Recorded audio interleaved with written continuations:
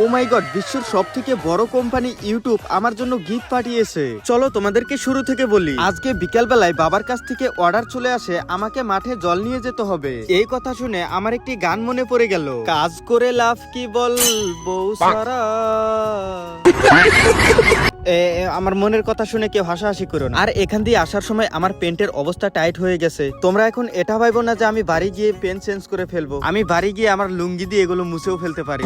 যাই হোক, জলের বালতি এখানে রেখে আমি রাস্তায় চলে আসি। আর এখানে এসে আমি সাইডে অনেকগুলো বক্স দেখতে পাই। তোমরা এখন ভাবছো এই বক্সের ভিতরে কি রয়েছে। আসলে এই বক্সের ভিতরে রয়েছে মধুমাখি। এই মধুমাখিগুলো প্রত্যেকবারই আমাদের এখানে নিয়ে আসে, কারণ এই সিজনে আমাদের এখানে অনেক মধু কালেক্ট করতে পারে। যাই হোক, এখানে বেশি টাইম থাকা যাবে না, পরে মধুমাখি এসে আমাকে চুমু দিয়ে এখান থেকে চলে যাবে। তারপর আমার সেই ইউটিউবের গিফটটা চলে আসে। আসলে এটা গিফট না, আমি একটা ফ্লিপকার্ট থেকে হুডি অর্ডার করেছিলাম, সেটাই চলে এসেছে।